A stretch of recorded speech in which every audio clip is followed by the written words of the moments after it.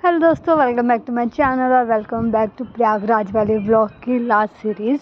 तो अभी हम प्रयागराज पहुंचने वाले थे पूरा नाइट ट्रैवल करने के बाद। तो अयोध्या से सीधा प्रयागराज ही जाना था, तो हमें तो लगा था बहुत कम ट्रैवल करना पड़ेगा, बट नहीं, बहुत लंबा ट्रैवल था। और बेसिकली हम रात को ट्रैफिक में रुके और इस बीच हम बीमार भी होना शुरू हो गए थे। अभी जिस सवारियों को हम लेके बैठे हैं तो लोकल पर्सन था और वो ऐसे देख के हंस रहा था।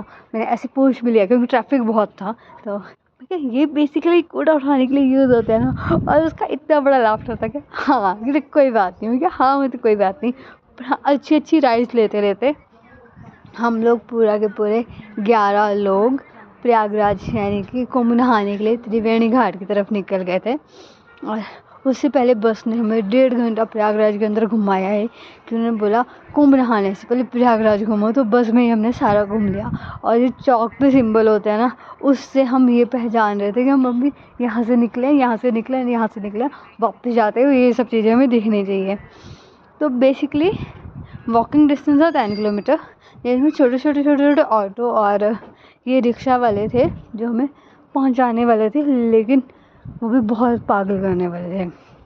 मेरा मूड था कि हम लोग पैदल चलते हैं, बट फीमेल थे जो ओल्ड एज थे, तो उनके लिए हम ये छोटे छोटे रिक्शा करते करते निकल गए हैं।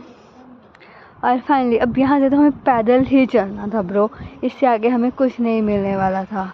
और यहाँ से आगे भी बोल रहे थे सिर्फ कि 3 घंटे का वॉकिंग डिस्टेंस और है, बट 3 घंटे नहीं, सॉरी 3 किलोमीटर। लेकिन वो मुझे ही पता चला है, आगे पीछे क्राउड ही क्राउड। मुझे नहीं लगता इतने क्राउड मैं आगे कभी देखूँगी एक साथ, या फिर पहले कभी देखा होगा।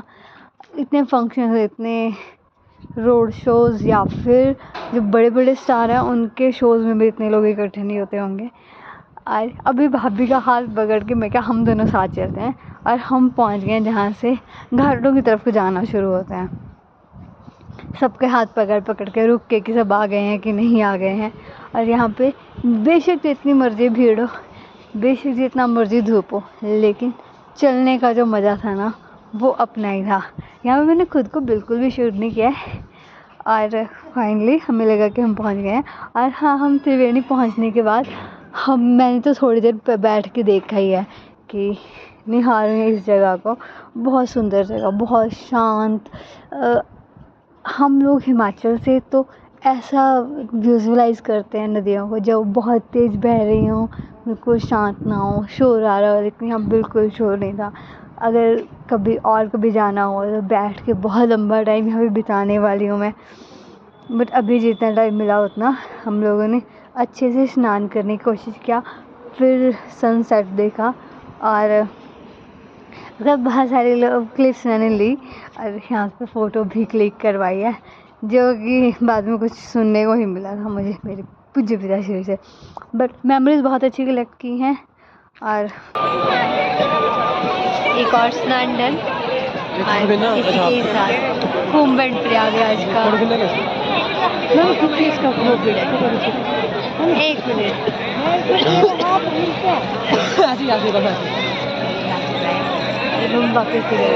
कि हम पहुंचने में थोड़ा लेट हो गए, तो बीच जहाँ पे नौका ले जाके संगम, एक्चुअल संगम जहाँ तीनों मिलती हैं, वहाँ जाने का प्लान था, लेकिन वो पॉसिबल नहीं हुआ। तो भगवान जी से ये बोल के आए कि दोबारा आएंगे, हर जगह में दोबारा जाऊँगे। और अभी हमने बोरिया बिस्तर उठा लिए थे वापस जाने के लिए, जहाँ से हमें बसेस मिलनी थी।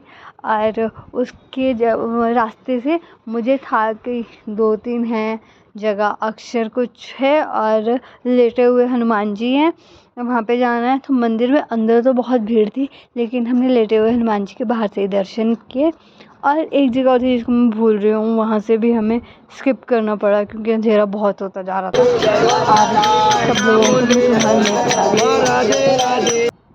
बीच बीच में बहुत सारे लोग थे जो एक अच्छा अनुभव करवा रहे थे। बाकी एग्जीबिशन भी बहुत थे, और जो डिजिटल प्रोग्राम वगैरह थे कुंभ के वो भी बहुत थे, लेकिन वो हमें स्किप करने पड़े क्योंकि टाइम की कमी की वजह से। जब वो हम लोगों के साथ आते तो उसकी रिकॉर्डिंग मैनेजमेंट करनी पड़ती है, तो उसी वजह से। बट फाइनली वो सब मैनेजमेंट यहाँ आके पूरा हुआ क्योंकि मैं पहुँच गई वृंदावन। आने का मतलब इस जगह को टच कर लिया उतना ही काफ़ी था।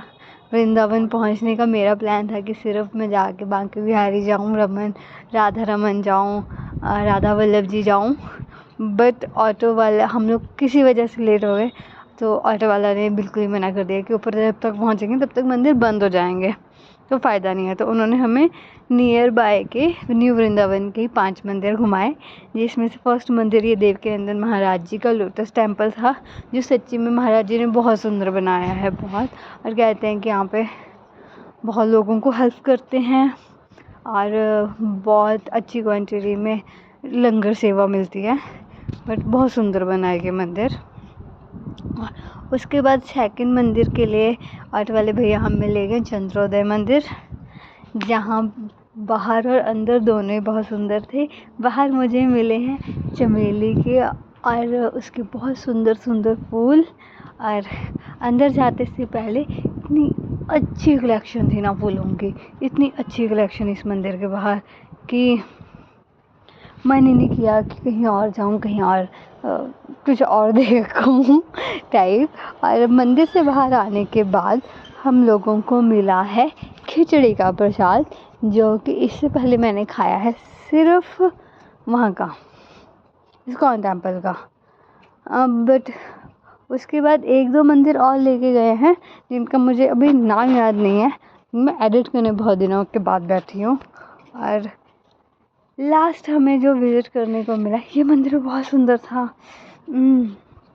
और इसके बाद हम लास्ट विज़िट किया है प्रेम मंदिर, जहाँ मैं हाथ पकड़ के इतनी भीड़ थी ना, और ये मंदिर तो हर तरह से बहुत सुंदर लगता है।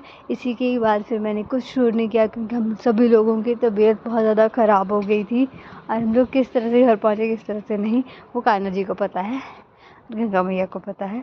पर हाँ, जो मैंने सोचा था कि कुंभ जाऊंगी, स्नान करूंगी, वो पूरा हुआ। Thank you Kanha ji and thank you Ganga मैया। इसी के साथ ही ब्लॉग को करती मैं लीड नेट एडिट कर रही हूँ, और इसलिए देख लेना। मिलती हूँ नेक्स्ट वीडियो में। Thank you so much for watching. जी में छाले हैं, फंबल्स बहुत हुए हैं तो इग्नोर करना, पर वीडियो को लाइक ज़रूर करना।